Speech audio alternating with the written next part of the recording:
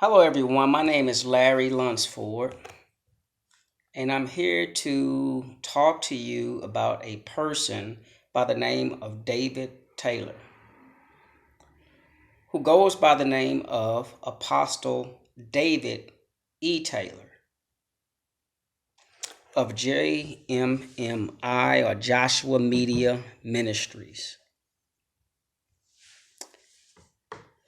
The first thing I want to say to you is David is a self-called and self-styled apostle, which the book of Jude talks about, but calls an apostate.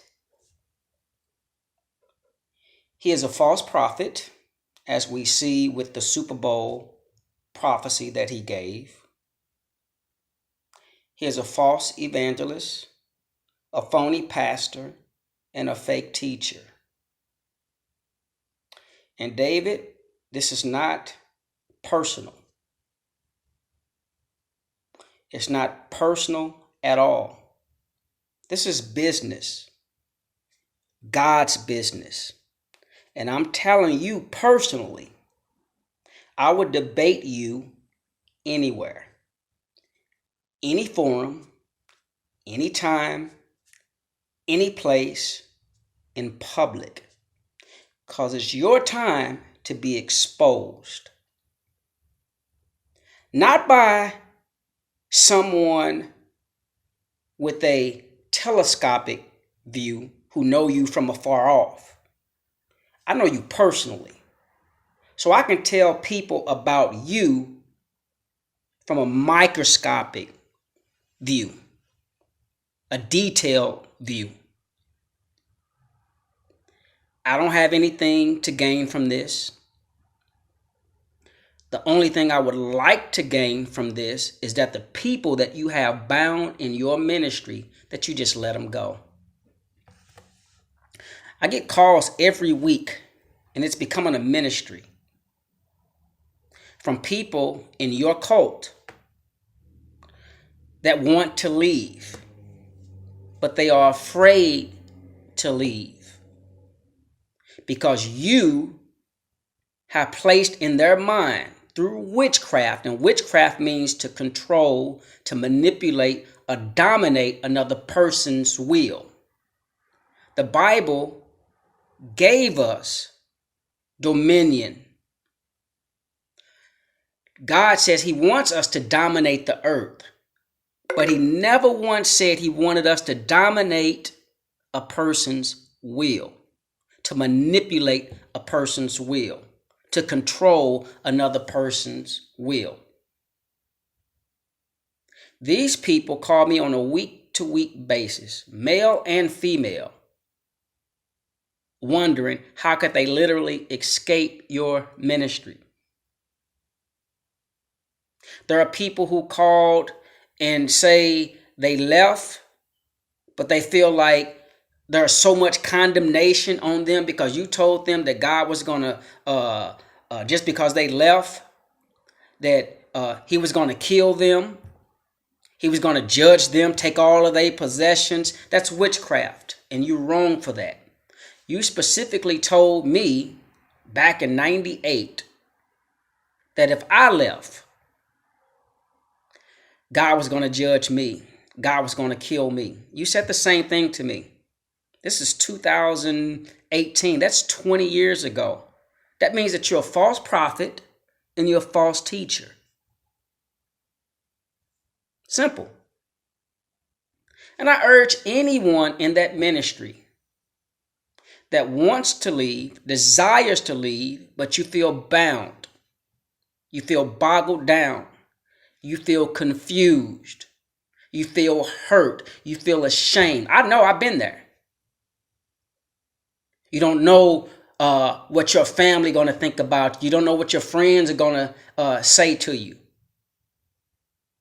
because he totally isolated you from them.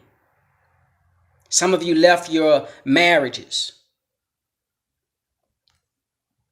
Some of you left your kids.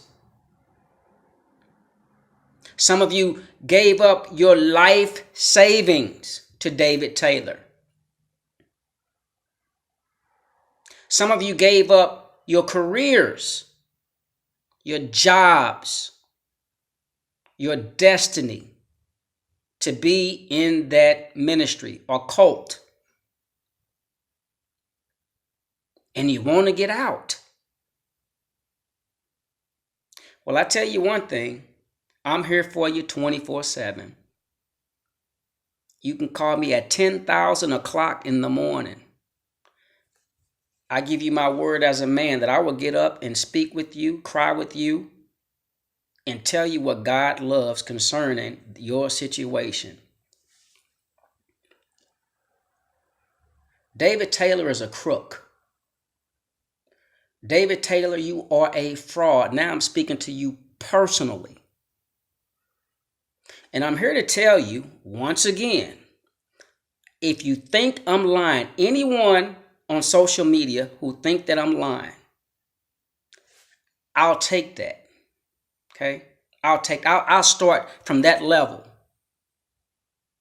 But David, give me the opportunity to debate you about everything that I'm talking about. Anytime, any place, anywhere. But it has to be done in public. I guarantee you won't accept that because you know for a fact that I'm the one who will expose you. You know that. And you know I'm not the type of person that's just going to frivolously put you out there. I'm going to strip the bark off you, and you know it. See, a lot of people talk about you and deal with you from a microscopic view. Oh, he's a false prophet and this, blah, blah, blah. But I know the telescopic or the microscopic view of you, the detailed stuff. See, there's a story that looms in St. Louis that you and I know about, and a whole team of people know about. See, the reason why you left from St. Louis and moved to Detroit is because of the situation that happened in 2004. And the reason why you left Memphis to come to St. Louis is because you had the same issue in Memphis. David Taylor, your MO is simple. You're a fraud. You're a fake. And you have not repented since you were 17 years old. You have a lust problem. You have a problem with fornication. You have a problem with adultery and idolatry. You have lust issues. You have pride. Oh, I remember one time you told me, you said, Larry, and I want to quote this. You said, Larry, your gift will always carry you further than your character can keep you. Repetition is a good teacher, so I'm going to say that one more time.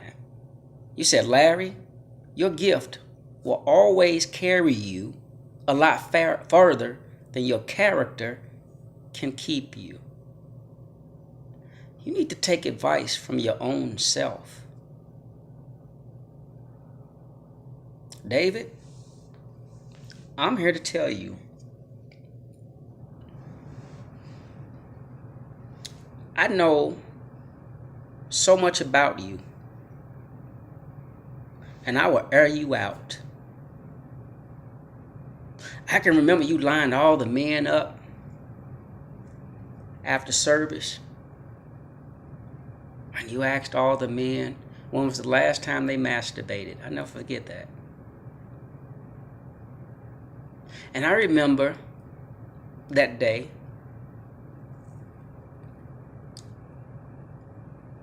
you were having like this, I guess, somewhat of an open conversation with all the men in the ministry.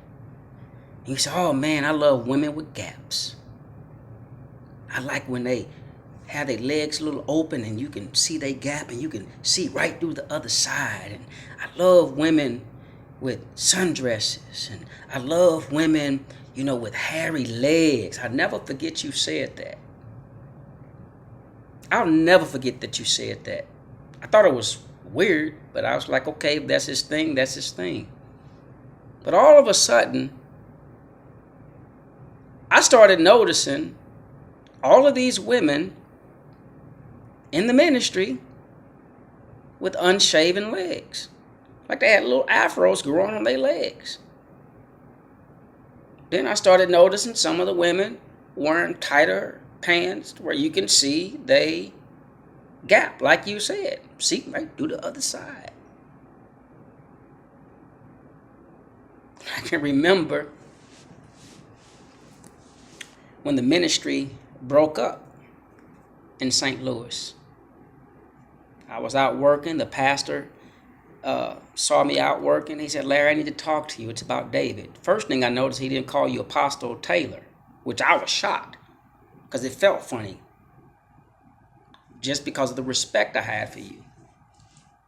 I said, okay. Call me at 4. He called me at 4 o'clock. He said, Larry, I want to let you know David fell with some women in the church. And the moment that he told me that you failed with women in the church, I said, was it this person, this person, this person, this person, this person, this person, this person, this person, this person, this person, this person, this person, and that person? He said, yes. How do you know? I said they all had hairy legs. And the first thing I said was, oh, now life makes sense. Now I'm told that you make your women in your cult shave their legs as a result of me exposing you. And that's just one thing that we can deal with. Another thing is, you're the type of person that try to outsmart God. I can remember at one point in time, everybody in the ministry started having dreams about things being wrong with you. And you will flip that dream on them. Like the dream that I had about you, I can remember you walked past me with that white suit on that you have all the time, that you wear in your crusades. And when you walked past me, there was a blotch of black tar on your back. And I went to say, hey, Apostle, you got something on your shoulder. Let me help you get it off. And when I went to wipe it, it smeared, and then it got on me, and it was tar. Now, when I told you about that dream, you said, oh, you just got something in your heart about me. And at the time, I had nothing in my heart against you. I loved you wholeheartedly. I literally would have died for you, to be honest with you. You held that dream against me from 1997 or early 98 all the way up until 2004. I was the Judas of the ministry. I was the one that was supposed to betray the ministry when you literally betrayed yourself. But that's your MO. You try to outsmart God. And what I mean by that, Eve, let's go a step further and a step deeper.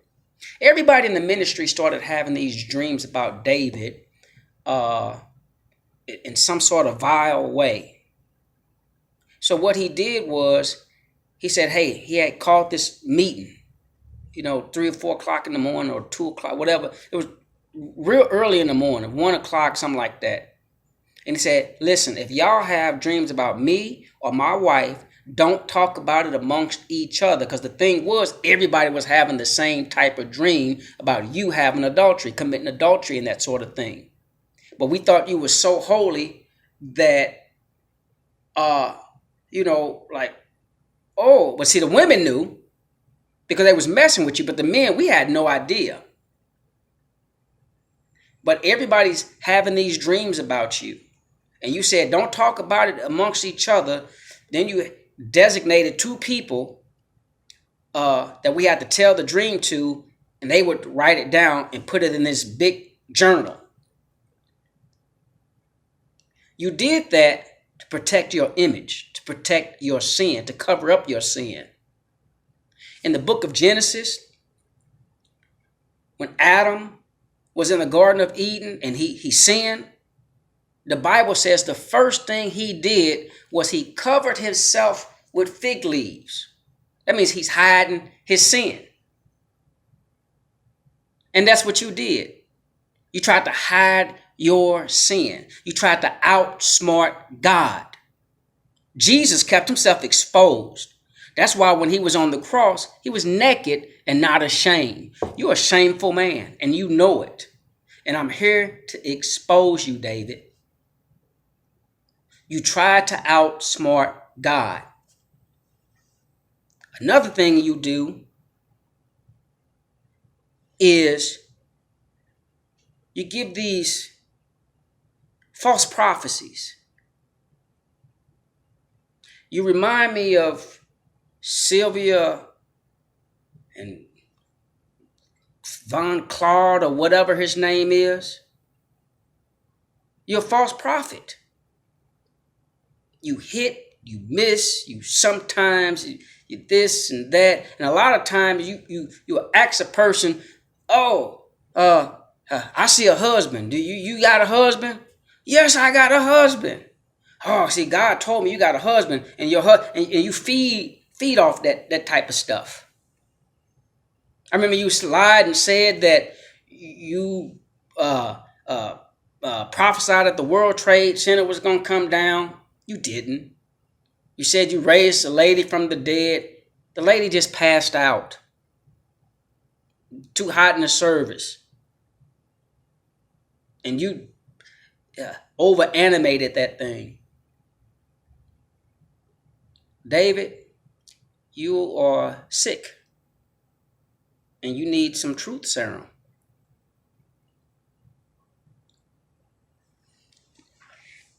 Another thing, I can remember another gentleman in the ministry. This guy was from another country. He met you in New York. And he stopped everything. He dropped everything to walk in this ministry. And I can remember he ended up bringing his fiance and his mother from where they lived, from another country to St. Louis, Missouri, to be in the ministry. I remember the mother didn't speak English at all. And his fiance was decent at English. They get married. You married them. I remember that. She gets pregnant. And I can remember you told them, it was on the crusade day. She ended up in the hospital on the day of the crusade. And this guy, he ran the sound in the ministry.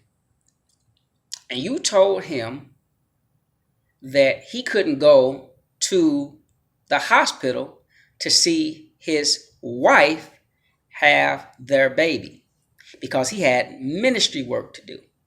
And if he goes to the hospital, he's out of the ministry. Well, he went to the hospital and you kicked him out the ministry. You had the staff go over to Sister So-and-so house, take all of his stuff out of the house. So when he came back to the house, he had all his stuff not in the house where it belonged. He had a wife who just had a baby. The mother, who didn't speak English, didn't even know where she was. And a newborn baby. That was low down and dirty. But that's how you operate.